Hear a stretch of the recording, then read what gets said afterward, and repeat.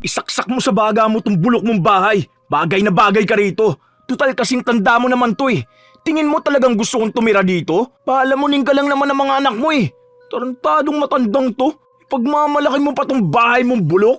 Ayusin mo ang pananalita mo. Apo lang kita. Pinalaki ba kitang ganyan? Yan lang ba ang natutunan mo dyan sa mga bago mong barkada? Lumalala ka na, Joseph. Pinagsasabihan kita para sa ikabubuti ng buhay mo at hindi yun para sa akin. Gusto mo ba talagang mapariwara ang buhay mo? Malaki ka na. Dapat ay alam mo ng tama at mali. Saan ka na napupulutin kapag wala na ako? Mag-isip ka naman. Ako na lang ang nag-aalaga sa'yo. Babastusin mo pa ako ng ganito. Sinabi ko bang alagaan mo ako? Hindi ba ikaw lang naman na nagpupumilit pa rin dito ako tumira? Ano ba inaasahan mo sa akin? Makapagtrabaho ako at maging maayos na tao? Bakit? Tingin mo naman sa'yo mapupunta ang kikitain ko? Mukha ka lang naman pera eh. Meron ka pang nalalaman para sa ikabubuti ko. Alam ko naman gusto mo lang suportahan kita eh. Bakit? Kulang na ba ang pinapadala sa'yo ng mga anak mo? Sige, kung ganyan pala ang iniisip mo, sumama ka na sa tatay mo sa kahit na sino pa ang gusto mo. Baliwala rin naman pala ako sa'yo. Huwag kang uuwi dito para isisi sa akin ang mga maling desisyon mo sa buhay. Binuhay kita, inalagaan, at pagkatapos, ganyan lang ang isusukli mo sa akin. Sige, tignan natin kung totoong kaya mo ang sarili mo. Bilang isang lola, masakit makitang ang batang inalagaan mo ay naging bastos na rin sa'yo. Ganon kasi ang apo ni Corazon. Walang ibang ginawa kundi ang bigyan siya ng sama ng loob. Pero dahil din sa ganong pag-uugali, daranasin nito ang isang parusa gamit ang itim na kapangyarihan. Magagawa pa kayang mamulat ang mata sa kamalian o sadyang pagsisisihan na lang ang lahat? Nasaan na naman po ang apo ninyo? Hinayaan niyo na naman ba sa lakwatsahan? Tapos kayong nahihirapan dito? Parang lahat na lang kayong gumagawa. Hayaan mo na, anak. Minsan lang naman lumabas ang pamangkin mo. Minsan? Sa tuwing pumupunta ako rito, wala siya. Ang sabi ko naman po kasi sa inyo, sa amin na lang kayo. Ayos lang naman sa mister ko. May kwarto na nga po kayo sa amin eh. Sino na lang ang mag-aalaga sa pamangkin mo kapag umalis ako? Ma, 23 na yan no? Kaya niyang sarili niya. Isipin mo naman pong sarili mo, matanda ka na. Mga bata pa po ang apo ninyo sa akin. Yun na lang po ang pagkaabalahan ninyo kung naghahanap kayo ng aalagaan. Ayan ka na naman. Yung pamangkin mo walang magulang na nag-aalaga. Naghahanap lang ng atensyon yun sa papa niya, kaya ganon. Hayaan mo na. Alam mo namang mga kabataan ngayon. Hanggang kailan niyo po ba ikakatwiran yan, ma? Sige nga. Alam naman po nating matagal lang sumuko si kuya sa kanya. Hindi na nga siya pinupuntahan dahil puro sakit lang sa ulong ibinibigay. Kung binatilyo pa po yung apo ninyo, maiintindihan ko namang ginagawa niya. Kaso naman kasi ma, kung tutuusin, pwede na siya magpamilya. Ikaw lang pong nag-iisip na bata pa yun Intindihin na lang natin. Pasasaan ba at maiisip niya rin ang mga mali niya? Kung basta ko na lang iiwanan yun, baka lalong mapariwara ang buhay ng pamangkin mo. Ako na nga lang ang pinakikinggan niya. Pinakikinggan ka nga ba? Parang hindi naman ma. Wala ka bang trabaho ngayon? Iniiba nyo na naman po ang usapan ha. Mula't mula, lagi nyo nalang pinagtatakpan yung apo mo. Tandaan mo ma, matanda ka na at nasa edad na rin ang apo ninyo. Kahit anong oras, pwede na yan mag-asawa. Ikaw lang din ang maiiwan dito. Wag naman. Wala pang ang makuhang trabaho ang pamangkin mo. Ano na lang ang ipakakain niya sa magiging pamilya niya. Hindi ko namang kakayanin na sustentuhan pa sila. Bakit po kasi ikaw rin ang magsusustento kung sakali man? Ay, ang hirap niyo pong pakiusapan. Bahala na nga kayo ng apo mo na mag-usap. Sana magbago na yung apo mo. Nai-stress ako sa inyo, ha? Puntahan ko na lang po kayo kapag may bakanting oras ulit ako. Ay, nga po pala. Hinahanap kayo ng mga apo nyo. Sabihin nyo na lang po sa akin kung kailan kayo pupunta para mapasundo ko po kayo. 2 taon pa lang si Joseph nung inalagaan na siya ng kanyang lola. Iniwan kasi ito ng kanyang ama. Hindi na nakatapos ng pag-aaral si Joseph dahil sa barkada at madalas pa itong umuwi ng lasing. Minsan pa nga ay tumatambay ang barkada ng binata sa bahay nila, kahit na ayaw ng kanyang lola. Pero wala namang magawa ang matanda kundi hayaan ng apo. Yun ang madalas na problema nila ng kanyang mga anak, ang pagpapabaya kay Joseph na sumuway sa mga utos niya. Nung gabi ring yun, nakita niya si Joseph na nagkakalkal. Oo, anong oras ka na naman umuwi? Matulog na nga kayo. Sisimulan mo na naman ako dyan sa sermon mo eh. Saan ka ba talaga nagpupunta? Ano ba pinagkakaabalahan mo? Sinabi mo sa akin na maghahanap ka ng trabaho. Pero hanggang ngayon, ay wala pa rin. Aba, 5 taon ka nang tambay. Ayaw mo mag-aral. Ayaw mo rin magtrabaho. Kaya ka napapansin ng mga tita mo dahil sa mga kalokohan mo. Ano, nagpunta na naman yung pakialamero mo anak. Bakit ba pinapahanap niyo pa ako ng trabaho? May nakukuha naman kayong pensyon ah. Kasya naman yun sa pang-araw-araw natin. Kailangan mo maghanap ng trabaho. Hindi pang habang buhay ay kaya kitang sustentuhan. Ay, hindi po pwedeng nakaasa ka lang sa akin. Malaki ka na, Joseph. Dapat alam mong tumayo sa sarili mong mga paa. Tingin mo ba'y mabubuhay ka riyan sa pagtambay-tambay mo sa labasan? Tsaka alam mo namang may iniinom na rin akong mga gamot. Kulang nang nakukuha akong pensyon sa dami ng gastusin natin. Baka nga, hindi na tayo makakain ng tama sa oras sa mga susunod na mga araw eh. Tingin mo ba makapagbibigay pa ako sa'yo ng pera kapag nangailangan ka? Eh di wag, problema ba yun? Mamatay na lang tayong mulat. O kung gusto nyo, iwanan nyo na rin ako. Kinuha mo lang naman ako dahil anak mo ang tatay ko, di ba? Tatay ko lang naman ang iniisip mo. Ayaw mong ipaampon ako dahil ayaw mong mapahiya ang anak mo. Ayaw mong pagchismisan siyang hindi niya ako kayang buhayin kahit totoo naman. Yan na naman bang pag-uusapan natin? Eh nagkita na naman ba kayo ng tatay mo? Sa tuwing nagkikita kayo ng tatay mo, lagi na lang mainit ang ulo mo. Lagi mo na lang binabanggit ang tatay mo na para bang ako ang may kasalanan sa'yo. Kung gusto mong kausapin ang masinsina ng tatay mo, sabihin mo ng maayos. Ako kakausap sa kanya para sa'yo. Ano bang napag-usapan ninyo mag-ama? May kinalaman na naman ba sa mga kapatid mo? Chismosa ka talagang matanda ka. Hindi ko kapatid yung mga batang kasama ng anak mo. Anak yun ang babae niya. Lagi niya na lang nilalabas mga palamunin na yun. Tingin mo ba lalapitan ko siya?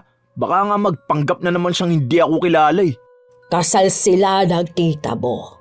Kaya nagagalit sa yung tatay mo dahil dyan sa bibig mo at kung paano mo kausapin ang asawa niya. Kilala ko si Jaime. Posibleng hindi ka nun pansinin. Baka hindi ka lang niya napansin o namukaan. Ang laki mo na kasi. Ang tagal na nung huli na makita ka niya. Kung gusto mo, puntahan natin sila para makausap mo na rin ang papa mo. Matutuwa yun. Naku, yan na naman kayo. Nagpapaasa lang kayo sa akin eh. Makatulog na nga. Masyado kang mapapel. Malis ka nga dyan. Doon na lang ako sa kwarto kaysa makita ko yung mukha mo. Hindi ko nagugustuhan yung pagsagot mo sa akin. Bumalik ka rito, Joseph! Imbis na huminto, nagsarado lang ng pinto ang binata. Isang umaga, maagang nagising ang matanda para mamili ng kanilang kakainin habang ang apo ay tulog pa rin sa kanyang kwarto. Pagka-uwi rin ni Corazon, agad itong nagluto ng kanilang pananghalian. Maya-maya pa, nakarinig siya ng katok. Mga kaibigan niyo ni Joseph pero nagsinungaling ang matanda na wala ron ang kanyang apo. Pero sumigaw ang isang lalaki. Nung magising si Joseph ay naghiyawan sila na para bang matagal na silang hindi nagkita-kita. Palabas si Joseph noong hinarang siya ng kanyang lola. Saan na naman kayo pupunta ng mga barkada mo? Hindi ba't sinabi ko na sa'yong lumayo ka sa mga yan? Bakit ba ang tigas ng ulo mo? Ano ba sa mga sinabi ko ang hindi mo naintindihan? Ano ba sa'yo kung kasama ko sila? Ayaw mo ba nun? Hindi nila ako dinadala sa kung saang lupalop na ayaw mo. Ayaw mo rin naman kaming dito tumambay, di ba? Kala mo lagi kami may gagawin masama eh. Noong nakaraang buwan lang, napabarangay na kayo dahil dyan sa pag-iinuman ninyo.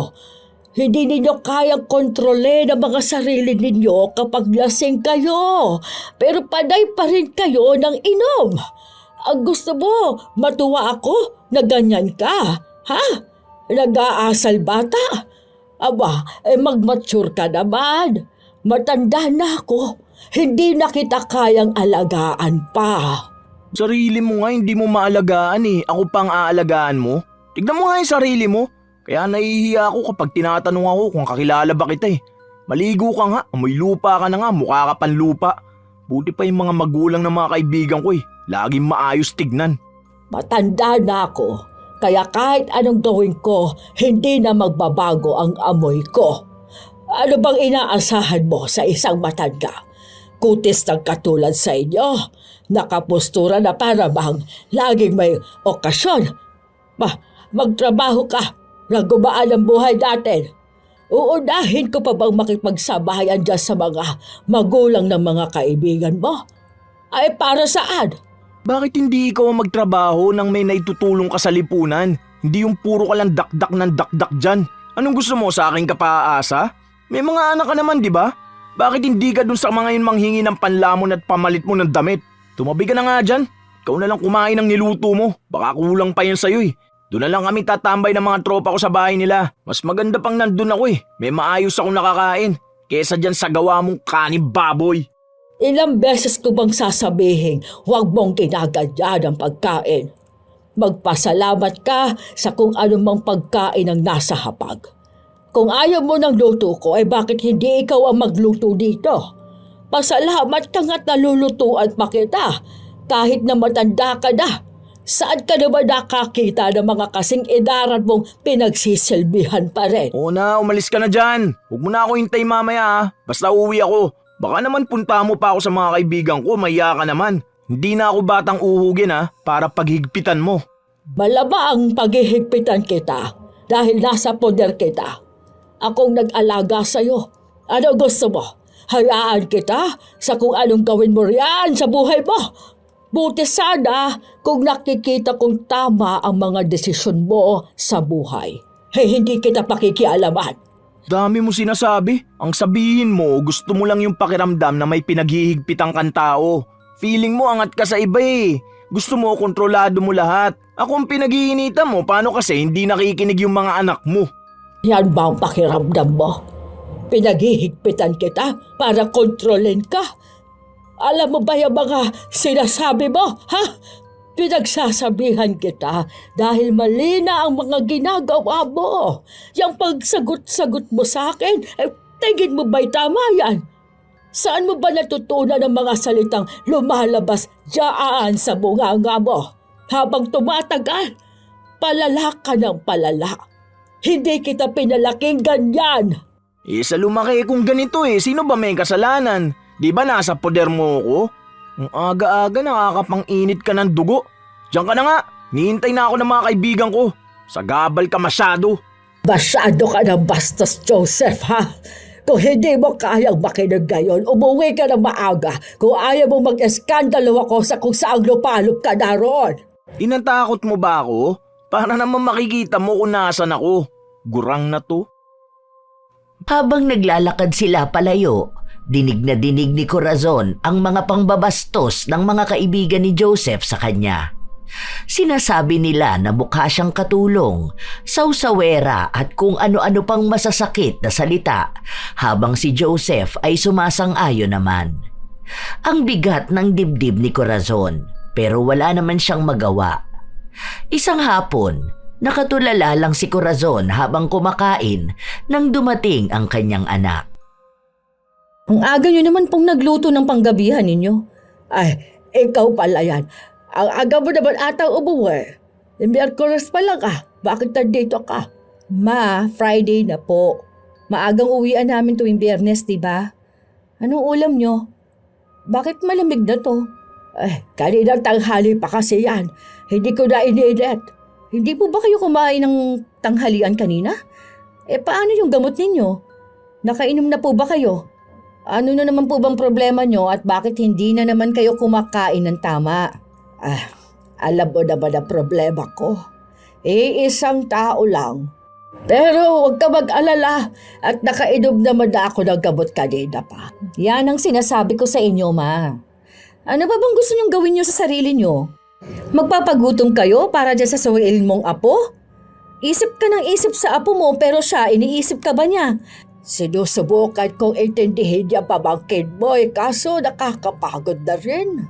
Ayoko man pero kung patuloy siya sa hindi pagrespeto niya sa akin baka sukuan ko na siya. Matanda na ako. Napapagod na ako mag-alaga at manuyo ng bata. Sabihin ko mang naiintindihan ko po kayo, malamang magsisinungaling po ako. Matagal nyo naman pong alam na hindi ko maintindihan ang pagiging martir ninyo More than 20 years na po ninyong inaalagaan si Joseph. 22 si Kuya nung iniwan niya sa inyo yung bata. 43 na siya ngayon.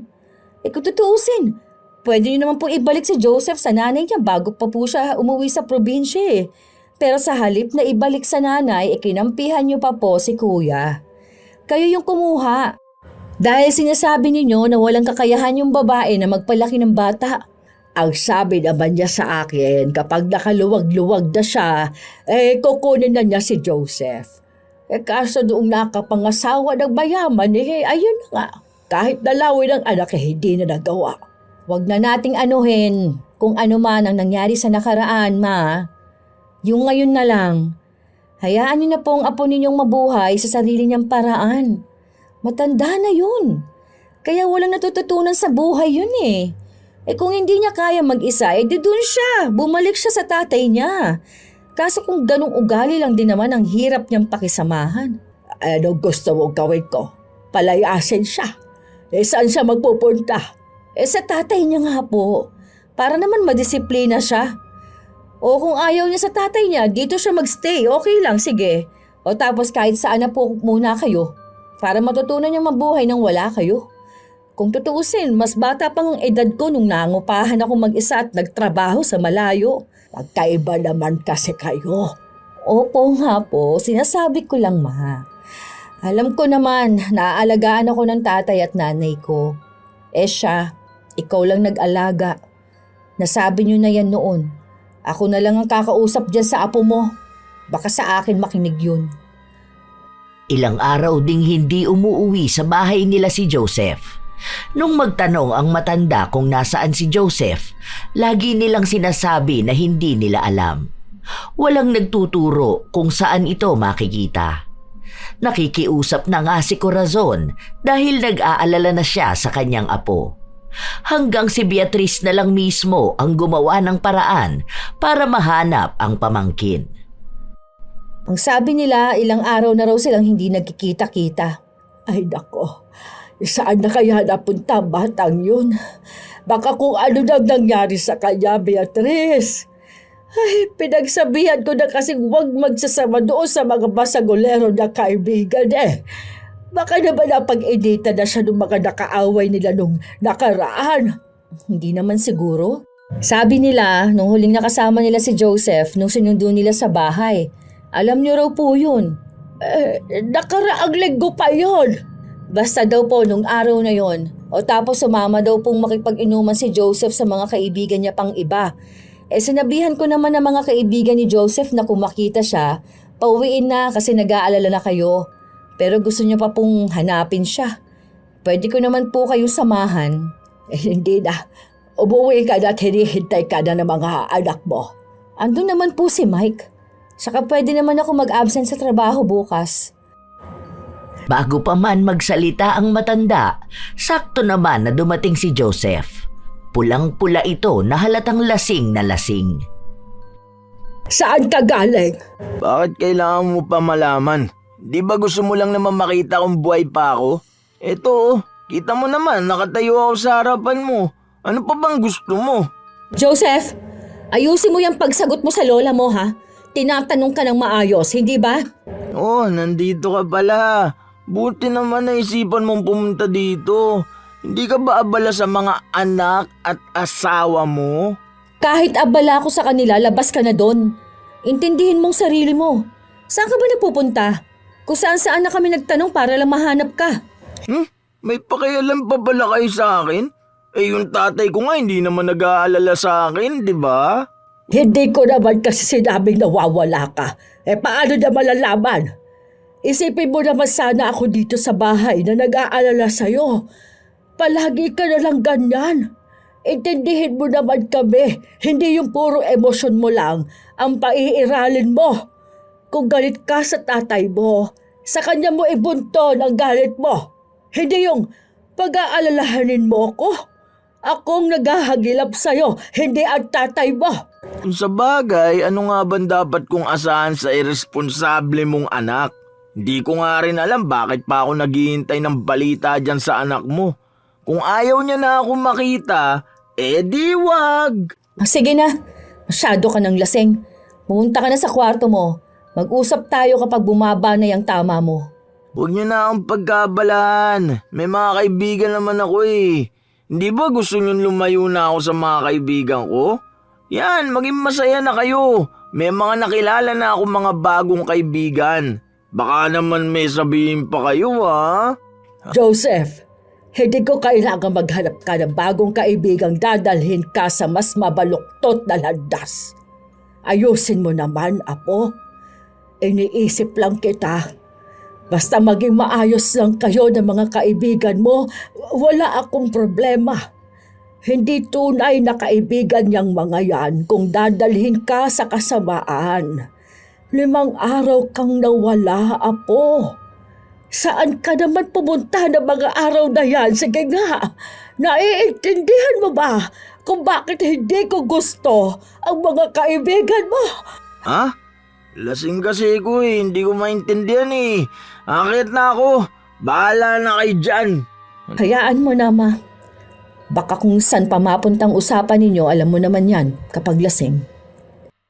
Kinabukasan, maaga pa lang gising na si Corazon. Nasa sala siya at naghihintay sa apo niyang magising. Kailangan niya kasi itong makausap. Maya-maya lang din, gumising na si Joseph. Ano bang ginagawa mo dyan? Nakaluto ka na ba? Nagugutom na ako. Hindi mo ako katulong, Joseph. Saan ka nagpunta? 5 araw kang nawala. Yan bang tinuturo ng mga bago mong kaibigan? Nagpalit ka ng kaibigan, pero mas malala. Wala ka bang makitang matino? Ay, buwisit naman. Ang aga-aga tapos ganyan na agad. Hindi mo man lang ako pagpahingahin. Pinauwi mo lang ba ako para sermonan? Tinatanong kita ng maayos, sagutin mo ako ng maayos. Nagpunta ako sa malayo para hindi mo ako makita. Gusto mo kasi lagi akong pagbawalan eh. Gusto ko matuto kang mabuhay sa sarili mo. Hindi kita pinagbabawalan dahil lang sa gusto ko. Ayan, 5 araw ako nawala. Ibig sabihin kaya kong sarili ko. Ano pa bang gusto mo? Kung saan man ako napadpad, wala ka ng pakialam dun. Lola lang kita, di ba? Panindigan mo ang pagiging lola mo. Huwag ka masyado mapapil. Daig mo pa ang tatay ko sa paghihigpit mo ah. Tingin mo ba mapapalitan mo ang nanay ko sa ginagawa mo? Akong nagpapakain at sumusuporta sa'yo. Kaya wala kang karapatang questionin ako. Yung mga nauna mong kaibigan, mga basagulero, laklakero, mga walang ibang alam gawin kung hindi ang mamerwisyo ng iba. Ano itong bago? Drug addict. Kaya ganyan ang itsura mo. Ganun ba? Ayokong malalamang nakikihalubelo ka sa mga yon. Subukan mo sumama sa mga bago mong kaibigan. Nagulat na lang si Corazon nung itaob ng kanyang apo ang lamesa. Pinalibag pa ng binata ang hawak niyang gamit. Putya naman, lahat talaga pinapakailaman mo eh no? Sinong gusto mong kasama ko? Ikaw? Kayo? Wala ba akong sariling buhay? Hindi lang kayo ang iikutan ng buhay ko. Lahat na lang bawal. Naghahanap kayo ng mabuting kaibigan? Wala nang santo sa panahon ngayon. Ano bang gusto mo mangyari sa akin? Maging mag-isa sa buhay ha? Walang kaibigan gaya mo? Gusto mo ikaw lang lagi ang nasusunod eh. Ano bang pinagmamalaki mo sa akin? Itong bahay mo? Sige, basagin natin lahat to. Sirain natin to. Tumigil ka na! Ano, masaya ka ba? Binibigyan kita ng katuwaan, baka nabuboard ka na mag-isa dito eh. Mga buwisit kayo! Buwisit ka! Oo, lahat kayo mga buwisit! Alam ko na sinusulsulang ka na naman ng anak mo. Ayaw nun sa akin kasi naiinggit sa buhay ko. Sige, pagtulungan nyo lang ako lahat. Ang tanda mo na, hindi ka pa nag-iisip. Abay, tarantado ka, bata ka ha! Lahat ng gamit dito ay pinundar pa namin ng lolo mo. Hindi para sirain mo lang. Hindi pa ikaw ang nagpapakain sa akin para sagot-sagutin mo ako ng ganyan. At kahit na ikaw pang nagbibigay ng panggastos dito, wala ka pa rin karapatan na ganyanin ako. Nakakapagod kang alagaan at intindihin. Eh di wag mo akong intindihin. Sinabi ko ba na intindihin mo ako ha? Lintik na buhay to. Mas nakakasawa ng makasama ka. Hindi ka ba nag-iisip, ha? Ilang taon kitang inalagaan, tapos ganito mo ako kakausapin? Binabastos mo ako palagi. Lagi mo ako minumura, sinisigawan. Hindi ka makausap na maayos. At tapos gayon, ayan, magbabasag ka ng mga gamit na hindi mo naman pinundar. Ano bang gusto mo, ha? Gusto ko? Gusto ko na mawala ka na. Ayaw na kitang makita. Wala ka naman naidulot na maganda sa buhay ko eh. Maghanap ka ng maayos sa trabaho. Makita lang kitang may nakakain at kaya mo ng buhayan ang sarili mo. Wala kang maririnig sa akin. Hindi kita pakikialaman. Dapat lang, makikita mo, hindi ako hihingi ng tulong sa'yo kahit kailan. Ilang araw rin ang lumipas na hindi binigyan ng sakit sa ulo ni Joseph ang kanyang lola. Maagang umuuwi at tila ba nagbago na. Halos naglalagi pa ito sa kanila at hindi nakikipagtalo sa lola. Isang hapong bumisita si Beatrice na nanghihiram ng alahas sa kanyang nanay para sa kasal na dadaluhan niya.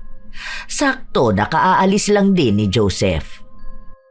Sabi ko na ba sa'yo, nakunin mo na dito sa bahay, hindi ba? Para hindi ka nanghihiram palagi. Magugulo pa kasi ang mga bata sa bahay, ma. Mahirap magtabi ng gamit at lahat nilalaro ng mga apo mo. Okay na yon para naman madalaw din kita, di ba? Kailangan mo pala ng dahilan para puntahan ako dito. Ganun ba? Joke lang po. Hindi na kayo mabiro, ma? Teka, bakit wala po dito yung may emerald na bigay pa ni Lola? Ginagamit niyo po ba yon? Andyan lang lahat ng yun Kanina pa po ako naghahanap dito, ma. Wala po. Tsaka parang kumunti itong alahas ninyo. Kulang na po bang panggastos nyo? Nagsasanla po ba kayo? Baka hiniram lang ni ate. Bakit ko naman isasanla yan? Bigay ng tatay at lola mo yan. Wala ring hinihiram ang ate mo. Ikaw tsaka si Joseph lang naman ang nakaalam kung saan ko inilalagay yan. Wala po akong kinukuha. Nasaan si Joseph? Baka naman naglinis siya tapos namali lang siya ng pinaglagyan. Agad nilang hinanap si Joseph sa mga kaibigan nito pero wala silang alam kung nasaan ang binata at kahit tawagan, hindi rin ito sumasagot. Sa pakikipag-usap nila sa isa sa mga kaibigan ni Joseph, nalaman nilang ang halos kalahati sa bagong kaibigan ni Joseph ay gumagamit ng ipinagbabawal na gamot. Ilang beses na rin nilang inawat at pinagsabihan si Joseph pero wala itong pinapakinggan. Sinumbong pa ng isang babae na nagpasama si Joseph na pumunta sa isang pawn shop sa kabilang barangay. Kinuha na lang muna ni Beatrice ang mga alahas bago pa maubos ni Joseph. Nung kinagabihan, naabutan ng binata ang dalawa na tila ba naghihintay sa kanya. Saan ka galing? Ano na naman problema mo? Umuwi na nga ako ng tama sa oras, may nasasabi ka pa rin? Ano na naman ba ngayon ang papansinin mo? Saan mo dinadala lahat ng perang ibinibigay ko sa'yo? Anong pera? Yung allowance ko? Wala pang 5,000 yun saan ko naman dadalin? Pamasaya at pagkain ko palang kulang na yun. Anong aasahan mo, makakaipon ako doon? Kaya ba ninanakawan mo na ako ngayon? Saan mo dinala ang mga alahas ko? Anong alahas? Wala akong pinapakialam ang alahas mo ha. Baka yung anak mo. Kayong dalawa lang naman ang gumagamit nun. Ayaw mong umamin? At ako pang gagawin mong panangga dyan sa kalokohan mo? Saan mo dinadala ang perang pinagbentahan mo ng alahas? Hindi para sa pangsariling luho mo ang mga yon, ha? May pinaglalaanan kami nun. Kung hindi mo kayang pahalagahan ng mga gamit dito, huwag mong pakikialaman. Saan mo dinala ang gamit ni Mama? Oh, bakit nagagalit ka? Kung hindi ikaw, bakit ka defensive? Yan na ang sagot mo? Tigilan mo nga ako dyan sa katwiran mo. Ilabas mo mga alahas na yon. Kung hindi mo kaya, kahit yung pera, ibigay mo kay Mama. Kami na ang magtutubos. Saan mo ba talaga dinadala ang perang nakukuha mo? Gaano ba kamahal ang pagkain mo? Nagda-drugs ka na ba? Kaya ba, kailangan mo palagi ng malaking pera? Investment yun. Isipin mo na lang pagkakakitaan. Bakit mo pa hanapin ang mga yun? Matanda ka na. Aanin mo pa yun. Bakit, makikipag-date ka ba ulit? Mabuti pa nga may sanlana ng magamit naman ng ibang tao. Iniwan sa amin yun ng tatay ko. Wala kang karapatang magdesisyon kung saan mapupunta at sino ang gagamit. Anak ka lang ng kuya ko. Palamunin ng nanay ko. Nakikitira sa pamamahay na to. Hindi mo dapat pinakikialaman ng hindi iyo. Ganyan talaga ang tingin nyo sa akin no? Oo, dahil yun ka naman talaga. Pabigat ka lang sa nanay ko. Beatrice, anak, huminahon ka muna. Totoo naman, Ma. Ano bang pinagmamalaki ng apo mo? Yung mga adik niyang kaibigan? Wala ka nang makukuha sa akin. Ubus ko na yung pera. Nasaan na yung papel ng mga alahas? Ako nang tutubos. Wala kang silbi. Wala na rin, tinatapong ko. Hintayin mo na lang maremata, baka makuha mo pa. Ano? Ganyan isasagot mo? Sumama ka sa akin sa pawn shop, ipaliwanag mo doon. Kailangan mo makuha yon. Sa ayaw ko anong magagawa mo? Ayaw mo? Sige, magkita tayo sa police station. Magnanakaw ka. Akala mo nagbibiro ako? Handa na si Beatrice na tumawag ng pulis.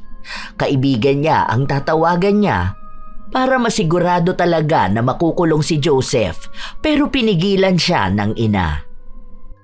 Kami na lang ang kakausap doon. Ibigay mo ng papel sa tita mo para mapuntahan namin. Wala na nga, bakit ko pa itatabi yun? Di ko nga alam paano nyo nalaman na nawawalan kayo. Ang tagal-tagal nyo nang hindi man lang sinisilip yung alahasan nyo. Ganun na ba kayo kagibet para hanapin yun? Hindi mo na kailangang malaman ang dahilan. Kailangan mong maibalik yon. Huwag mong hintaying ipadampot ka namin para maibalik lang ang alahas na yon. Padampot nyo! Ako pa tinakot nyo? Magsama kayo ng anak mo sugapa. Ano, kayo lang ang may karapatang makinabang sa pera noon? Dahil hindi sa'yo yon. Kaya ka ba naglalagi dito sa bahay dahil inuunti-unti mong bawasan ang alahas ko? Kung hindi ka nasa labasan, andito ka gumagawa ng katarantaduhan. Wala ka na bang magawang tama? Ha? Wala ka na bang ibibigay sa akin kung hindi ang sakit sa ulo? Ngayon, natututo ka na ring magnakaw? Buti nga at yun lang ay binibigay ko sa'yo Kung hindi ka na masaya, problema mo na yun. Anong gusto mo? Magpakaulirang apo ko? Ang kapal naman ng mukha nyo. Maya naman kayo. Hindi ka kilabutan sa sinasabi mo. Mas makapal yung mukha mo. Ganyan ka na ba talaga sumagot sa mama ko? Lola mo yan, baka nakakalimutan mo. Kung hindi dahil sa nanay ko, hindi ka lalaki ng ganyan. Mama ko ang tumayong magulang mo matapos kang iwan ng lahat. Tapos ganyan ka lang magsalita sa kanya? Ang kapal ng mukha mo. Ikaw, Ma, bakit ka pumapayag na ganyanin ka lang ng apo mo? Kami ni Misan hindi ka namin sinagot ng pabalang Tapos papayag ka lang na mura-murahin itong walang hiyang to? Kung wala pala ako dito, mas matindi pa pala itong batugan mong apo? Ano bang pakialam mo? Hindi ba may sarili ka ng pamilya? Bakit hindi kaya yun ang unahin mo, no? Umalis ka na lang dito. Huwag mo akong sermonan dahil hindi kita pakikinggan. Kahit gaano ko katagal hindi umuwi, wala ka magagawa dahil bahay ko pa rin to. Nanay ko ang binabastos mo. Kaya mahiya ka naman dyan sa mga sinasabi mo. Kinupkup ka namin tapos ganyan mo lang sagutin ng lola mo. Tita mo pa rin ako, kaya may pakialam pa rin ako. Tita lang kita, kapatid ng tatay kong pabaya. Hanggang doon ka lang. Wala kang karapatan sa akin. Hindi ko naman kasalanan naging parte ka ng dugo ko Tingin mo naman gusto ko yun? Ikaw ba nagluwal sa akin? Inalagaan mo lang ako ng ilang taon pero hindi kita magulang. Bantay lang kita. Tumigil ka na, Joseph! Mali-mali na yung lumalabas sa bibig mo. Ano ba problema mo? Wala ka nang ginagalang na tao sa pamamahay na ito. Hindi ko na alam ang gagawin ko sa'yo. Wala ka na bang pinakikinggan, ha? Wala nang karapatang magsalita ang mga tao sa'yo. Naghahanap ka ng atensyon ng tatay mo? Ha? Matagal ka na kinalimutan nun eh. May sarili na siyang pamilya. Ni minsan, hindi ka rin naaalarang puntahan ng nanay mo dahil ayaw niyang balikan ang katulad mo. Tanggapin mo man o hindi, kami na lang ang nagtitiis sa'yo. Wala kaming karapatan? Sinong meron? Sinong dapat na magsuway sa'yo? Ha? Yung mga pabaya mong magulang? Tingin mo, sa amin ka mapupunta kung naging responsable sila, ha? Sa amin ka ba lalaki kung kinuha ka nila? Oo, hindi mo ako nanay. Hindi mo nanay ang nanay ko. Hindi kami ang nagluwal sa'yo, pero kami ang nag-alaga sa'yo. Ibaon mo yan sa utak mong makitid, kaya wala kang karapatang bastusin kami. Wala kang modo! Sana pinamigay niyo ako sa iba. Hindi ko kailangan ng awa niyo. Hindi ka na bata, Joseph. 23 ka na. Huwag ka na maging pabigat. Hindi ka maghanap ng trabaho mo. Ayaw mo rin naman mag-aral. Anong gusto mo, ha? Baka ang tumulad sa tatay ko. Di ba ganito rin naman siya? Hanggang ngayon paalamunin ng asawa niya. Kaya yun ang gagayahin mo? Nasaan ka ba talaga? Nasa tatay mo o nasa amin? Alam ko kulang ka sa aruga ng magulang mo, pero hindi kami nagkulang sa suway sa'yo. Pagkatapos ng lahat, maawa ka naman, kahit hindi na sa akin, kahit kay mama na lang. Walang ibang nagmahal sa'yo kundi ang lola mo lang. Yun naman pala hindi ikaw. Bakit nakikisali ka pa? Joseph, pinapaisip lang sa'yo ng tita mo ang mali mo. Kahit ba sa tita mo hindi ka nakikinig. Ang galing mong sumagot, pinagsasabihan ka niya na maayos. Kung hindi ka titido, huwag kang lalabas sa kwarto mo. Malaki na ako para dyan sa bawal-bawal nyo. Hindi nyo na ako pwedeng pagbawalan. Bata lang ang makikinig sa'yo. Alam mo na palang hindi ka na bata eh. Pero kung umasta ka, daig mo pang elementarya. Hirap makipag-usap sa inyo. Pinagtutulungan nyo lang ako eh. Alam nyo kasing wala akong magagawa kapag nagsabay na kayong dalawang magsalita. Kung inaayos mo ang buhay mo, wala kang maririnig sa amin ng tita mo. Wala kang ibang ibinibigay sa akin kundi ang sakit ng ulo. Ayaw mo kami intindihin. Sarili mo lang ang lagi mong iniisip. Takot kang iwan ka, pero ikaw mismo ang tumutulak palayo sa mga tao. Ikaw ang gumagawa ng dahilan para mapagod kami sa'yo. Napapagod na akong intindihin at pagsilbihan ka. Inaasikaso kita, pero parang baliwala lang sa'yong lahat ng yon. Hindi ko na alam kung kakayanin ko pa kapag nagpatuloy ka pa sa pag-uugali mong yan. Hayaan mo na kasi ko. Pumasok na ang binata sa kanyang kwarto. Padabog pa nga niyang isinarado ang pinto. Kasunod nun ay napahawak sa dibdib ang matanda. Mabuti na lang naroon ang kanyang anak para alalayan siya. Hindi ko na talaga nagugustuhan ng tabas ang dila ng apo ninyo. Kapag hindi siya makisama para sa pagkuha ng alahas, pasensyahan tayo maha, ipadadampot ko yan. Hindi ko na talaga alam ang gagawin ko dyan sa pamangkin mo. Hindi na ako pinakikinggan. Ang tigas na ng ulo. Tawagan niyo na kasi si kuya eh. Baka sakaling takot pa rin siya kay kuya kahit ganyan na yan. Ano namang magagawa ng kuya mo? Alam mo naman kung paano niya itrato si Joseph. Nakikita ko naman kung paano niya ipamuka na pagkakamali lang yung bata. Hindi niya nga itinuturing na anak niya. Kung tutuusin nasa edad na si kuya nung naging anak niya si Joseph. Pero sa halip na maging responsable, iniwan niya sa inyo para magbuhay binata. Halos kasing edad ni kuya nung si Joseph nang iwan niya sa atin eh. Ma, 17 pa lang ako. Ako na nag-aalaga sa kanya. Ilang taon na ako ngayon. Matagal na rin na hindi kinukuha ni kuya ang responsibilidad niya. Kung nabubuhay lang si Papa, hindi magiging ganito kagulo dito sa bahay. Hindi papayag yun na hindi magpakalalaki si kuya. Gagawa ako ng paraan para makapag-usap sila. Sana naman makinig siya. Napapagod na ako. Hindi ko alam kung kakayanin ko pang alagaan siya kapag patuloy sa ganito. Sabi ko naman kasi sa'yo ma, sa amin na kayo tumira. Ang hirap nyo rin kasing kausapin eh. Bahay ko ito. Marami akong gamit dito na galing pa sa tatay mo. Ano na lang ang mangyayari dito kung iiwan ko? Tingin mo maiiwanan ko ito sa pamangkin mo? Ganyang hindi na siya marunong makinig at magbigay importansya sa mga gamit ko. Ay baka pagbalik ko wala na akong babalikan. Ako na pong kakausap kay kuya. Baka naman puntahan niya. Ay hindi, kailangan niyang puntahan ang anak niya. Kinausap nga ni Beatrice ang kanyang kuya. Lumuwas pa galing sa kabilang probinsya ang ama ni Joseph nung nalaman niya ang pinaggagagawa ng anak sa ina. Sa halip na kausapin ng masinsinan, sinigawan at pinagsalitaan nito ng masasakit na salita ang anak. Sinabi nitong sana ay hindi na lang ipinanganak si Joseph o kaya noong bata pa ito ay ipinamigay na lang siya sa ibang kamag-anak o kaya ay hinayaan na lang bitbitin ng kanyang ina. Bahala na lang daw sana siyang naging palaboy sa kung saan kesa alagaan pero walang modo. Alam mo kahit kailan, hindi ko rin namang ginustong ikaw ang maging tatay ko. Tingin mo ba proud akong sabihing anak ako ng isang pabaya at walang kwentang tao? Na ano, isa akong anak ng isang palamunin din na umaasa sa asawa niya na pagkatapos niyang buntisin ng isang 18 years old, iniwan niya na sa nanay niyang anak niya dahil takot siya sa responsibilidad. Takot siyang magpakalalaki. Ngayon ako pa nakakaya. Nasaan ako ngayon kung hindi ina ako ni Lola ang kapabayaan mo? Ikaw ang gumawa ng mali pero sila tita naglilinis ng kalat mo. Kaya mas basura ka pa sa akin. Kaya ka siguro hindi pinakasalan ng nanay ko eh. Kasi nakita niyang wala siyang magiging kinabukasan sa'yo. Ang mali lang nadamay ako. Ano, sasapakin mo ako? Sige, tuloy mo! Agad namang napatakbo ang matanda matapos na makitang umaamba ang anak na sasapakin si Joseph.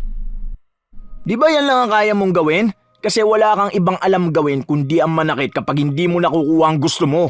Ganyan mo lang naman napapakita ang pagiging tatay mo sa akin eh. Pero ang responsibilidad mo sa akin, ang bilis mo lang kalimutan. Para kang walang anak. Kasalanan ko ba naglandi ka ng hindi ka pa handa? Nanangati ka? Naghanap ka ng kakamot dyan. Kung hindi mo sana inuna ang kati mo, wala ako ngayon dito. Iniwan mo ko kina Lola nang hindi mo iniisip kung kailangan ko ba ng tatay. Tapos pupunta ka lang kung kailan mo gusto? Kapag may kailangan ka? Kapag wala kang pera o kapag may uutos ka sa akin? Kapag kailangan mo nang aayos ng bubong nyo? Ganun na bang maging ama ngayon? Tapos isang araw pupunta ka dito, dala-dala ang anak ng ibang babae, tapos sasabihin mong anak mo at yung magiging asawa mo? Ako na sarili mong anak, hindi mo nagawang alagaan. Samantalang ibang bata, masaya ka pang buhat-buhatin? Walang iya. Putya naman oh. Sana nga iniwan nyo na lang ako kay mama eh. Baka hindi niya ako ngayon inaayawan kasi ikaw ang kinalakihan ko. Bakit ba sa tuwing nagkikita kayo laging may gulo? Mag-ama kayo. Kung kayang pag-usapan ninyo na maayos. Yung anak mo kasi na yan, walang ibang ginawa kundi ang ipamukha sa akin na isa lang ako sa pagkakamali niya. Isisisi niya ang lahat sa ibang tao para lang masabing malinis siya. Galit na galit ang ama ni Joseph. Para maiiwas ang kanyang sarili na makapanakit, kusa na lang siyang umalis. Si Corazon naman ay nakaharang pa rin sa kanyang apo. Isa ka pa! Sumbong ka ng sumbong! Ano ba magagawa ng anak mo? Natutuwa ka bang sa tuwing darating ang anak mo, sasaktan ako? Bakit hindi na lang ikaw ang manakit sa akin? Ayaw mo madumihan niyang kamay mo? Bakit pa kasi nagkaroon ka ng ganyang anak? Kung hindi ka sana nagkaroon ng ganyang anak, wala ako ngayon. Hindi ka mahihirapan. Huwag lang ibang taong sisihin mo. Sisihin mo pati ang sarili mo. Hindi ako nagsisising naging apo kita kung yan ang iniisip mo. Kung mag-uusap lang sana kayo ng tatay mo ng maayos, wala naman akong magiging problema. Iwasan mo naman sana ang puro pagsagot. Tatay mo pa rin siya. Kahit na may naging kasalanan siya, hindi pa rin maalis ang katotohanan na tatay mo siya. Sana nga hindi na lang siya naging tatay ko. Mabuti pa kayo eh. Kaya niyo akong alagaan at tiyagain. Ang kapal na mukha niyang sabihan ako ng kung ano-ano. Samantalang hindi naman siya naging tatay sa akin. Alam mo palang kami ang nag-alaga sa'yo. Pero nakakayang bastusin mo kami at hinahayaan mo rin kami bastusin ng ibang tao.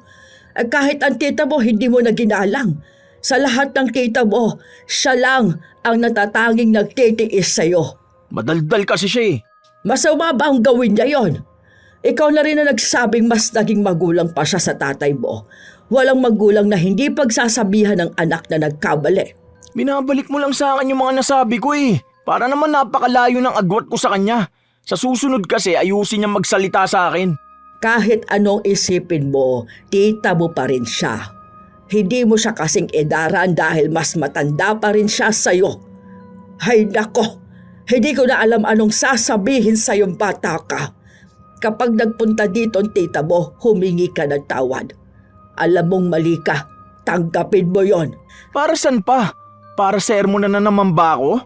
Ayoko nang marinig na kasama mo pa ang mga bago mong kaibigan. Maghanap ka naman ng maayos na kaibigan, Joseph. Tumatanda ka na. Basagulero, lasinggero, tambay at walang ginagawa. O tapos ngayon, ano tong nababalitaan ko? Nagda-drugs ka? Saan mo gustong pulutin? Sa bilangguan? Kaya mo ba ibinentang lahat ng alahas ko? Alam mong importante sa tita mong emerald na alahas ko. Bakit pati yon pinakialaman mo? Oo na nga, di ba? Huwag mo na akong daldalan. Naging matigas pa rin talaga si Joseph. Ilang araw pa ang lumipas, may nakarating na balita kay Corazon tungkol sa pinaggagagawa ng kanyang apo sa labas, kasama ang mga barkada niya. Nanggugulo raw sila sa iba't ibang mga bahay at naninira ng mga halaman, kaya nag-abang ang matanda sa pag-uwi ng kanyang apo. Pero naiinip na siya, kaya hinanap niya ito. Nung makita niya ay pinauwi niya. Naroon pa naman ang mga barkada ng binata, kaya napahiya siya sa ginawa ng kanyang lola. Ano bang ginawa mo ha? Pinahiya mo ako doon sa mga tropa ko. Hindi ka rin kasi makaintindi. Sinabi ko na nga sa'yo, uuwi naman ako, di ba? Ganun bang gusto mo? Maging katatawanan ako? Bakit ba hindi mo balayuan ang mga lalaki na yon? Ang dami kong naririnig na balitang tungkol sa kanila. Natatakot lang ako sa buhay mo, apo. Baka madamay ka lang sa kanila. Magbago ka naman sana. Bakit kasi ang hilig mo makinig sa chismis? Kwento lang yun. Wala namang patunay na may ginawa kami mali, di ba? Gumagawa na nga ako ng paraan para may mapagkakitaan eh. Ganyan ka pa? Ikaw matanda ka, kung wala nga ibang pinagkakaabalahan, pumunta ka na dun sa anak mo. Hindi naman kita kailangan eh. Pati mga kaibigan ko pinakikialaman mo pa. Gusto mo lahat ng gusto mo susundin ko. Nilayuan ko na nga yung iba eh. Eto ka na naman ngayon. Ayaw mo ba makita may iba akong kasama? Magdusa ka dahil hindi pwedeng sa'yo lang tatakbo ang buhay ko. Gusto mo ikaw lang lagi kasama ko eh. Palibasa ang lungkot ng buhay mo. Nandito ka sa pamamahay ko. Kausapin mo ko na maayos. Matuto kang rumespeto. Hindi porket ilang beses ako hindi nagsalita tungkol dyan sa pananagot mo. Ayos na sa'kin na ginaganyan mo ko. Saksak mo sa baga mo tong bulok mong bahay. Bagay na bagay ka rito. Tutal kasing tanda mo naman to eh. Tingin mo talagang gusto kong tumira dito? Paalamunin ka lang naman ng mga anak mo eh. Tarantadong matandang to. Ipagmamalaki mo pa tong bahay mong bulok. Ayusin mong pananalita mo. Apo lang kita. Pinalaki ba kitang ganyan? Yan lang bang natutunan mo dyan sa mga bago mong barkada? Lumalala ka na, Joseph. Pinagsasabihan kita para sa ikabubuti ng buhay mo at hindi yon para sa akin. Gusto mo ba talagang mapariwara ang buhay mo? Malaki ka na. Dapat alam mong tama at mali. Saan ka nalang pupulutin kapag wala na ako? Mag-isip ka naman. Ako na lang ang nag-aalaga sa'yo. Babastusin mo pa ako ng ganito. Sinabi ko bang alagaan mo ako? Hindi ba ikaw lang naman na nagpupumilit pa rin dito ako tumira? Ano ba inaasahan mo sa akin? Makapagtrabaho ako at maging maayos na tao? Bakit? Tingin mo naman sa'yo mapupunta ang kikitain ko? Mukha ka lang naman pera eh. Meron ka pang nalalaman para sa ikabubuti ko. Eh alam ko naman gusto mo lang suportahan kita eh. Bakit? Kulang na ba ang pinapadala sa'yo ng mga anak mo? Sige, kung ganyan rin palang iniisip mo, sumama ka na sa tatay mo o sa kahit sinong gusto mo.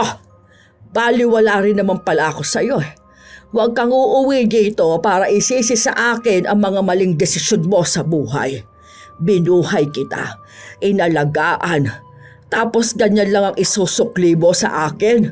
Sige, tignan natin kung totoong kaya mo ang sarili mo. Ang kapal na mukha mo, samantalang pinapadalang ka naman ng tatay ko. Wala akong dapat maging utang na loob sa'yo.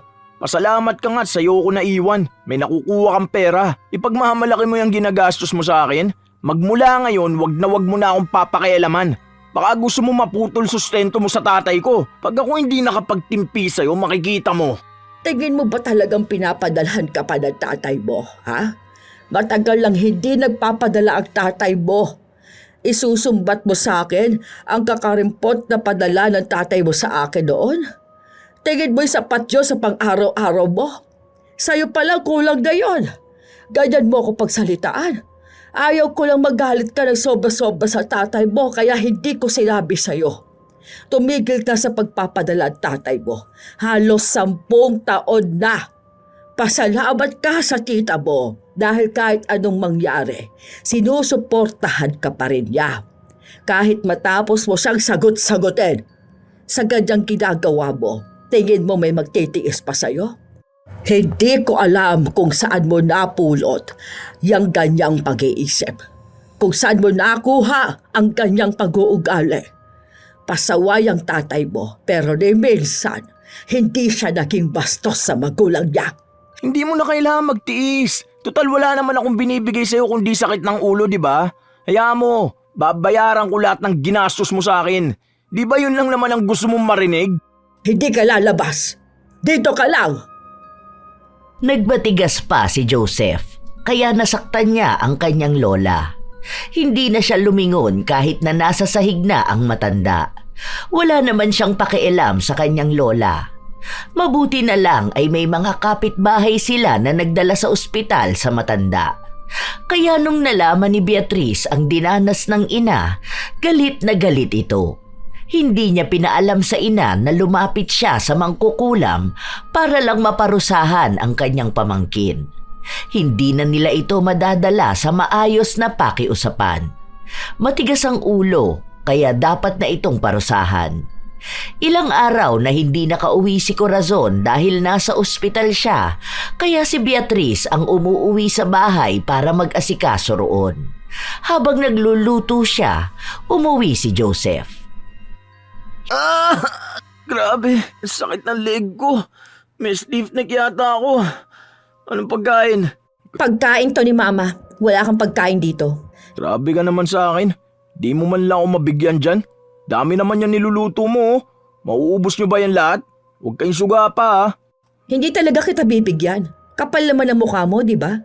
Tabi nga dyan. Ikaw ang dahilan kung bakit nasa ospital si Mama.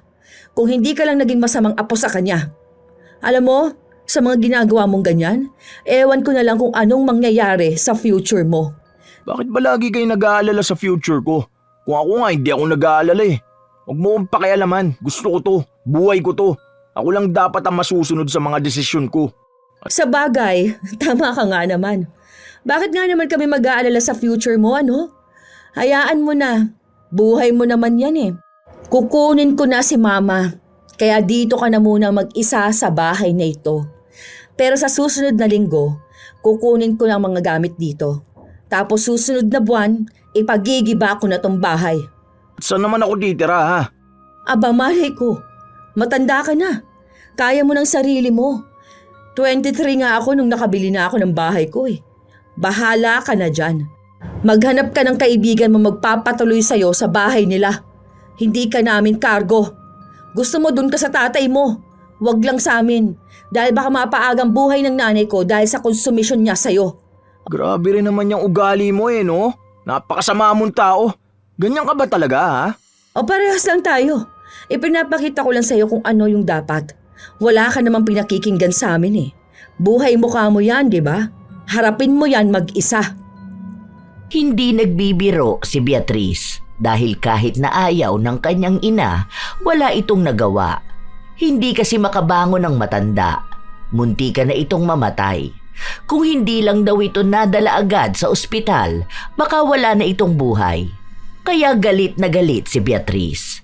Noong nakuha niya na ang mga gamit, walang natira na kahit na ano para kay Joseph. Ang gamit na lang niya ay ang mga damit niya. Anak ko, huwag mo nang ibenta yung bahay at lupa natin. Alam mo naman kung gaano yung kahalaga sa akin, hindi ba? Alaala sa akin yun ng papa ninyo. Hindi ko naman yun ibebenta, Ma. Sinabi ko lang na ipagigiba ko. Pero kinuha ko lang talaga lahat ng gamit mo doon para walang maiwan na kahit na ano doon sa apo mo. Nakakaawa naman ang apo ko. Ikaw talagang may kasalanan, Ma kung bakit siya ganon. Ikaw yung kasama niya, tapos sinotolerate mo siya. Hindi pwede yung ganon, Ma. Hindi niya magagawang harapin ang sarili niyang buhay kung hindi mo siya hahayaan na mag-isa. Matuto siya. Hindi pwedeng habang buhay kanyang babastusin. Kasi kung hindi kanya kailangan, kami kailangan ka namin, Ma. Sinubukan ni Beatrice na dumalaw sa kanyang pamangkin para lang makita kung ano bang ginagawa nito. At para na rin makita kung ano ang naging epekto ng kulam kay Joseph. Grabe ang sakit talaga. Hindi na gumaling-galing tong stiff neck ko. Siguro ganti yan ng langit sa'yo dahil napakasama ng ugali mo. Pwede bang tumahimik ka? Sakit! Nakita mo na? Walang-wala ka na nga, tapos nasasaktan ka na, pero anong ginagawa mo? Panay ka pa rin sagot, no? Bakit kaya leeg pa? Dapat pala dila mo na lang yung naparusahan. Para maputol, ganon. Kung nandito ka lang para makita ako nasasaktan, umalis ka na. Lintik! Pwisit naman talaga. Animal, hindi pa matanggal tong sakit na to. O ano, may lilipatan ka na ba? Gigibain na tong bahay ha? O saan kanyang pupunta? 1 linggo pa lang na hindi mo kasama si lola mo mukha ka ng pulubi. Ano, hindi ka na ba makakain na maayos? O paano? Wala naman kasing nag-aalaga sa'yo kundi ang lola mo lang. Tapos sa lahat pa ng tao, siya pang sinasagot mo. Kaya ko ang buhay ko. O sure ka na ba? Ay di lumayas ka na pala dito. Hindi ka ba naahawa sa akin? Kada gagalaw ko sobrang sakit ng leg ko. Kapag nakahiga naman ako, mas lalong sumasakit. Hindi ko na nga alam kung anong gagawin ko Bakit naman ako maaawa sa'yo ha? Sa nanay ko nga hindi ka naman naawa, di ba? Okay lang yan. Ganyan talaga mga swail na apo. Kapag bastos ka sa nakatatanda sa'yo, may kaparusahan talaga. Mukhang hindi naman yan gagaling agad. Lalo na kung bastos ka pa rin.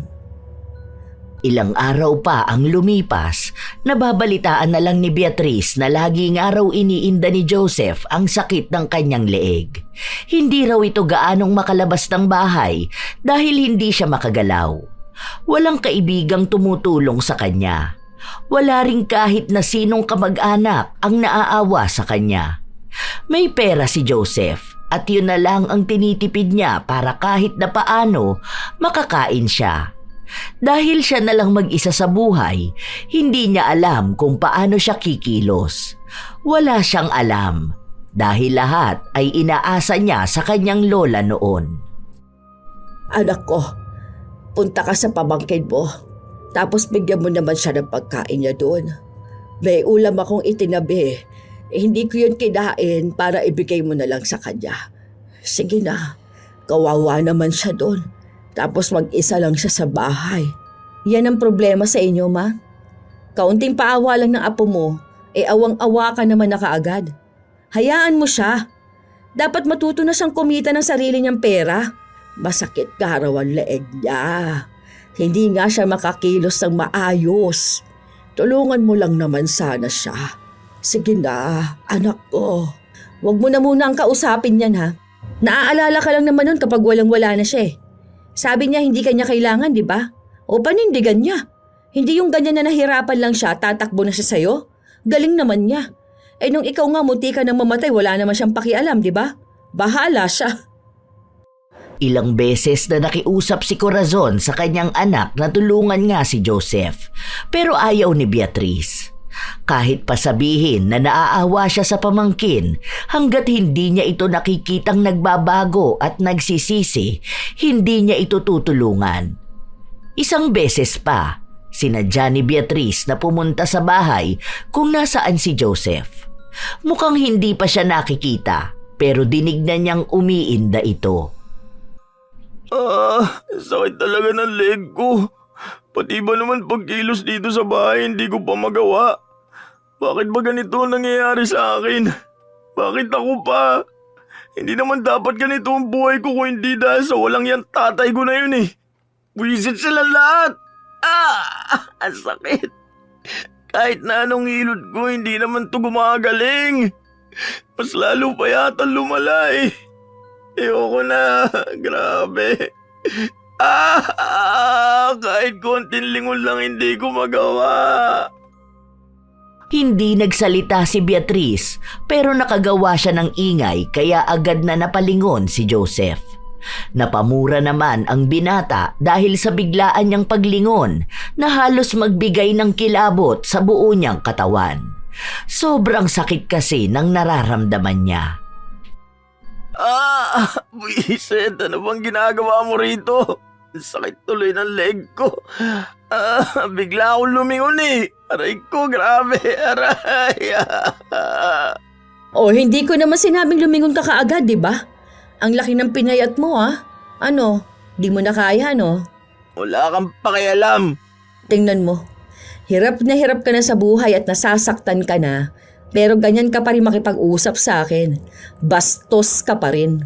Wala ka naman ding may tutulong sa akin, di ba? Aray, sakit talaga. Paano mo naman nasabi na wala akong may tutulong sa'yo, ha? Ang taas kasi ng pride mo. Hindi ka marunong tumanggap ng sarili mong pagkakamali. Alam mo, mahihirapan ka sa buhay mo. Wala kang ibang gagawin kundi ang sisihin ang tatay mo. Bakit? Totoo naman ah. Totoo naman na nagkulang at nagkamali ang tatay mo. Pero hindi niya hawak ang buhay at kinabukasan mo. Ikaw na ang may kasalanan kung bakit ganyan ka.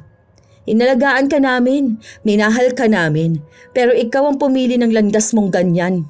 Ano, ngayon nahihirapan ka. O nasa na mga kaibigan mo? Wala naman, di ba? Lalapit ka pa rin sa lola mo. Yung lola mo na munti ka na mamatay ng dahil sa'yo. Sama ng ugali mo. Sa totoo lang, kung may masakit man sa'yo ngayon, kulang pa yan. Sakit lang naman ang leeg yan eh. Palibasa hindi mo alam kung ano yung masakit at anong klaseng sakit. Hindi mo nga inalam kung gaano kasakit sa lola mo yung pinaggagawa mo sa kanya, di ba? Kaya tandaan mo, Joseph, lahat ng nangyayari sa'yo, deserve mo yan. Lahat yan parusa sa'yo dahil sa kasamaan ng ugali mo. Hindi habang buhay, may lola kang malalapitan kapag nagigipit ka. Hindi lahat ng tao mamahalin ka kahit masama ang ugali mo. Hindi lahat ng kamalasan mo sa iba mo isisisi. Ang tanda mo na. May utak ka na. Dapat alam mo sa sarili mo kung anong tama at mali. Hindi ka sasamahan ng mga barkada mo sa hirap dahil hindi ka na nila kilala. Walang ibang sumama sa'yo kundi ang lola mo. Pero ano bang ginawa mo, ha?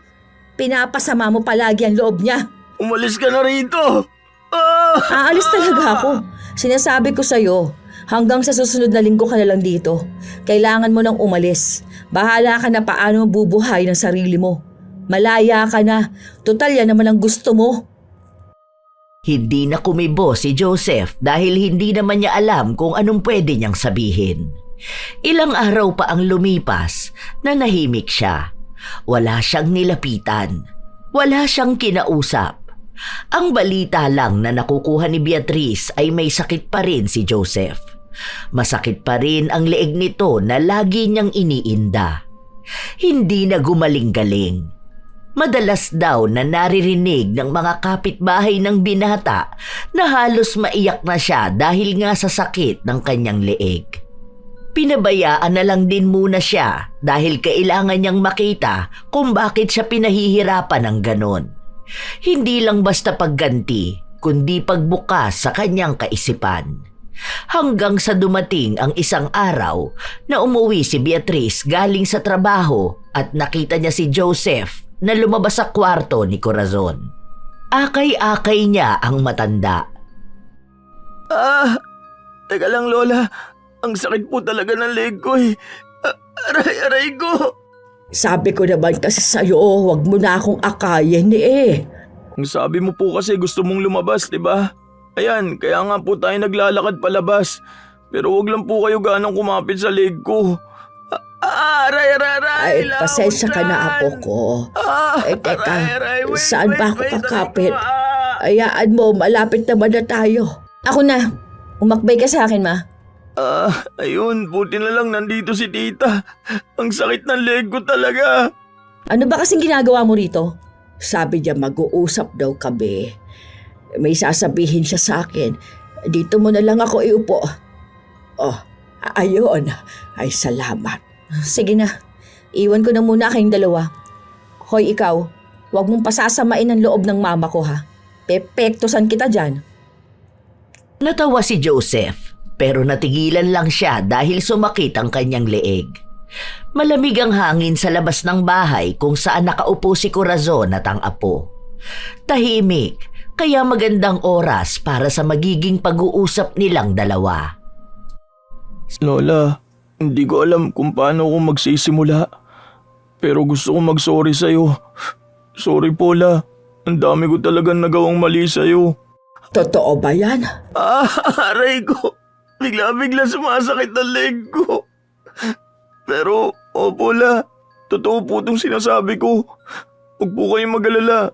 Hindi po ako nanghihingi ng pera. Hindi ako nagpapaawa.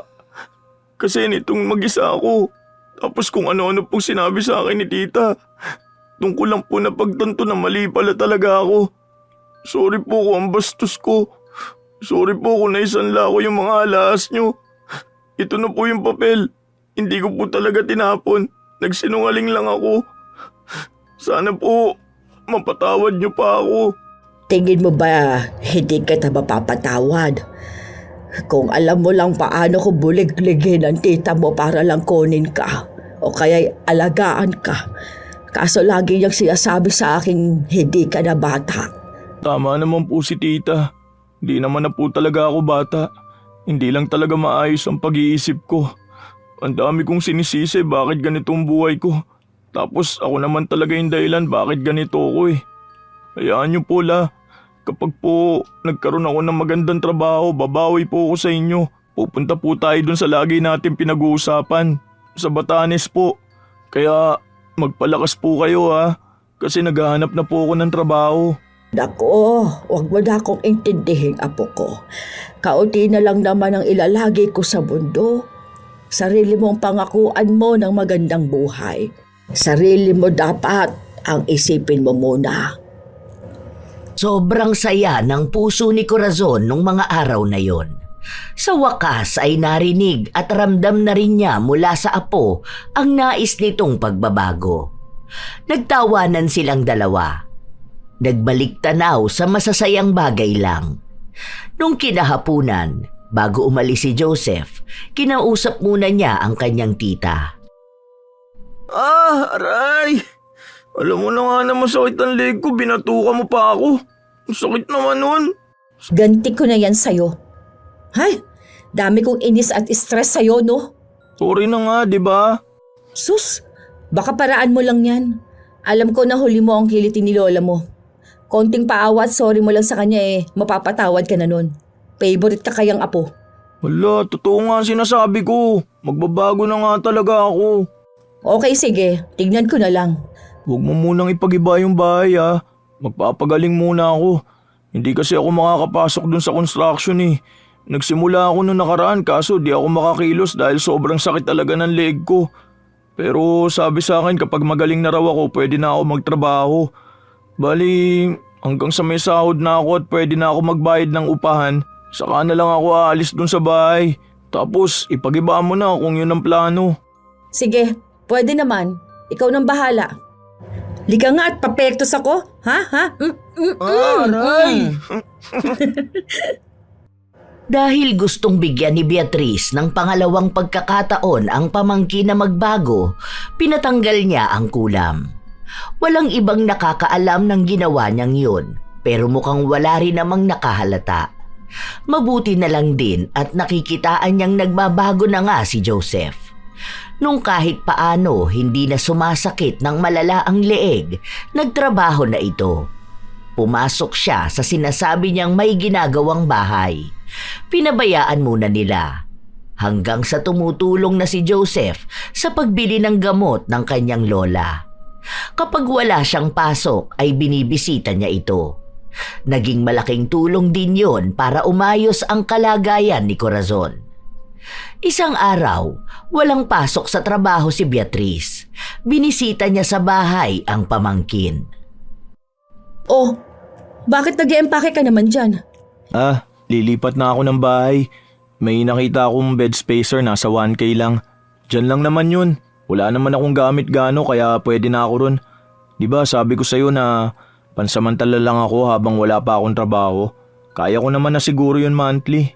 Hindi na. Huwag ka na muna umalis dito. Ha? Bakit? Akala ko ba ipapagibaan nyo na to? Siyempre hindi yun totoo, no? Bahay to ni Mama. Tapos dami niyang alaala dito. Lalo na pinatayo nila to ni Papa. Huwag ka na umalis dito. Basta alagaan mong maigi tong bahay, ha? We, totoo ba? Oo nga. Tsaka baka bumalik na si Mama dito. Ang ligalig doon sa bahay. Miss na raw niya itong bahay. Malamang, ikaw naman talaga ang miss na miss nun. Kaso baka hindi mo maalagaan yun, ha? Aalagaan ko si Lola ha.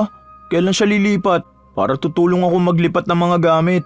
O next week sana. Pero uunahin na muna yung mga gamit. Sige, sakto yun kasi next week ko pa maipapakabit yung kuryente. Naputulan nun, di ba? Kasi pabigat at palamunin lang ako. Ngayon may hindi na, no? Oo nga pala. Nakausap mo na papa mo? Opo, okay naman na kami. Nagsorry ako. Tapos ayun, nagsorry din naman siya. Sana nga, okay na talaga kami. Ang dami ko pang babaguhin sa buhay ko. Okay lang yan. Bata ka pa. May panahon ka pa para makapagsimulang muli. Basta ha, sinasabi ko sa'yo, huwag ka na makikipagbarkada ulit doon sa mga basagulero mong tropa nun. Oo naman, nagbabago na nga, di ba? Aray, bakit mo na naman ako binatukan? Wala. Check ko lang kung totoo ba ito at hindi pa naginip. Nagtawanan lang silang dalawa at nagbiruan. Magaan na ang pakiramdam ni Joseph. Doon niya lang din napagtanto na mas masaya pala ang ganong buhay kaysa sa buhay na ginagawa niya noon, na puro barkada.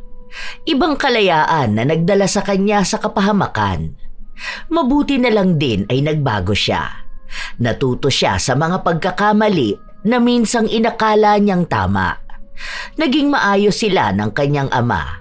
Nakasama niya rin ang mga kapatid niya, lalo na kapag bumibisita siya roon.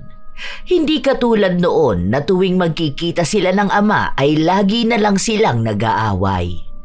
Nung bumalik na rin si Corazon sa bahay nila, naging maalaga na ang kanyang apo.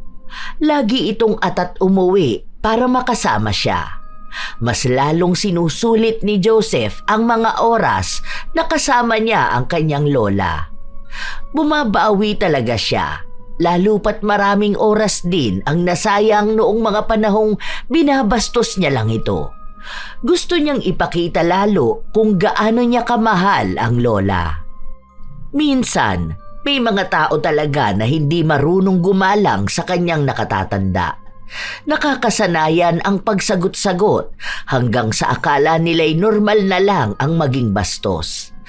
Hindi nila namamalayan na sa bawat salitang binibitawan, unti-unting nababawasan ang respeto. Matutong huminto at makinig. Hindi lahat ng pagtutuwid ay paninira at hindi lahat ng paalala ay pang-aapi. Ang paggalang ay hindi kahinaan, kundi tanda ng tamang pagpapalaki at malinaw na pag-iisip. Kung kaya mong ipaglaban ang sarili mo, mas kaya mong piliin ang maging mahinahon. Tandaan na ang bastos sa pinanggalingan kadalasang naliligaw sa patutunguhan. Naway wala sa inyo mga apo ko ang bastos sa kanilang mga lolo't lola. Mahalin niyo sila dahil hindi lahat ng tao ay nakaranas ng pag-aalaga na gaya ng ginagawa nila sa inyo. Kayo ba mga apo, may maibabahagi din ba kayong kwento tungkol sa inyong mga lolo at lola? Maaari nyo yang ibahagi sa amin. Naway may aral kayong natutunan sa ating bagong kwento.